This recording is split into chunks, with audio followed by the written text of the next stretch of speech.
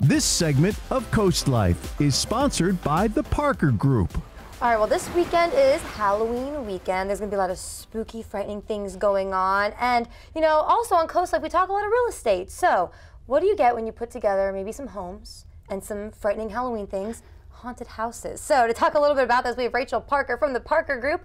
Welcome back. Yeah, thanks for having me. It's been a while since I've seen you. I know, congratulations. Oh, thank you very much. Yeah, I'm excited to see you, have you back. We can talk a little bit. And I love that we were going to talk real estate, but we're going to talk some haunted houses today because it's the spirit. Yeah, and you know what's funny is people do often ask in real estate, like, do you have to tell me if the house is haunted or if somebody died here or that sort of a thing? And I was like, oh, that could be a fun little like twist, so let's talk about it. Yeah, definitely. Should we answer that question now or later? Let's answer the question. Okay, yeah. So for a lot of people, they want to know, like, are you going to let me know if the house is haunted? And the way that it works is it's actually considered what's called a non-material fact, which is just a fancy way of saying it doesn't affect the home's value, so a seller does not necessarily have to proactively disclose that. But if you are concerned, you need to specifically ask the real estate agent. They are required to tell you. They suggest that you do it in writing. Okay. But yeah, so they do have to answer that question if you want to know. Interesting. Okay. So, because my whole thing was, you know, when you watch scary movies, right? Like, was someone killed here or did they just die here? So that is a question you can ask your real estate agent. Are they angry spirits or happy spirits, right? That's what we're trying to figure out. And you know, for some people, it's a plus. They love a haunted house. Absolutely. Yeah. I mean, tours and all kinds of like tourism stuff goes on around it. Yeah. Exactly. Now, you did some research for us too to see, because we know we have a lot of fun haunted houses, but you found some that might be a little bit more realistically haunted. Yeah, I was really surprised because you hear like little rumors about, oh, this house I've heard noises in or things like that, but there are actually quite a few really famous haunted houses in Delaware.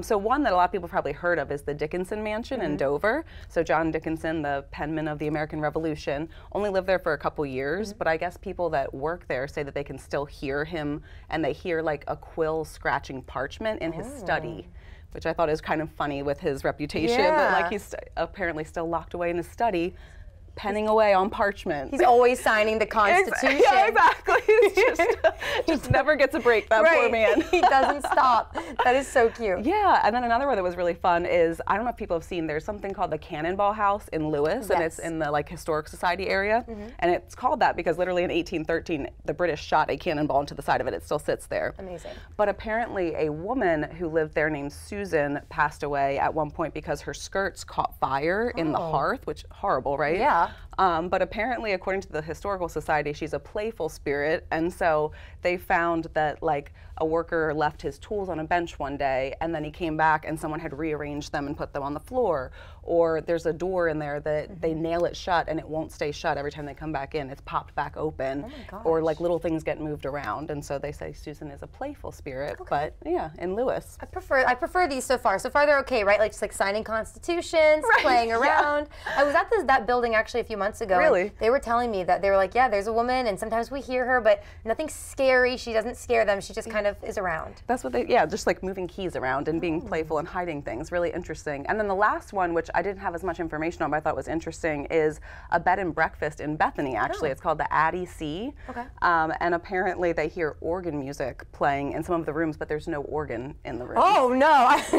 But they said it's like a really popular romantic like bed and breakfast spot. Yeah. I believe it's popular and probably a great place to stay, but if I were hearing organ music with no organ, that's where you start to lose me. Yeah, and they said apparently there used to be a copper tub in one of the rooms that would just violently shake every once in a while, and they actually removed that in the 1970s. But they were like, this is enough. It's not a relaxing bubble bath for the guests. Isn't that crazy? I love this. I guess it makes sense though, you know, Delaware being the first state and all, we have a lot of history, and with history comes a lot of ghosts sometimes. A lot of stories, in those houses. Yeah, but it's a fun part of real estate this time of year to be thinking about houses in that way. Yeah. Can I ask you, do you believe in ghosts and ghost stories? I am open to that. Okay. Yeah, I feel like I have a lot of friends that have seen things, and I haven't personally, but we used to live in our first house was built in the 1800s, and I used to think that if I looked too hard, I might see a ghost in the middle of the night. I don't blame you. What about you? Oh, I'm a big ghost. Are you? Believer. Yeah. Oh, I lived in a house in college that was built on the Civil War Trail. Oh, wow. Way back in the day, and that really made me a believer with some things So you saw things? Yeah. Yeah, I saw things, felt things. Yeah. See, that's why I'm open to it, because I haven't experienced it, but I know so many people like you that say that they've seen. That's going to be some creepy things. I could do a whole segment on that house. We should. We You should go on location. I should. All right. Shippensburg, PA. I'm coming back your way. But if you're a believer like me and you want to ask your real estate agent, who was here and maybe who died here. That is fine. Rachel told us they will let you know if they know the answer to that. And if you don't believe, then just call the Parker Group anyways, because then any house is fine for you. Yeah, we can help either way. Yes.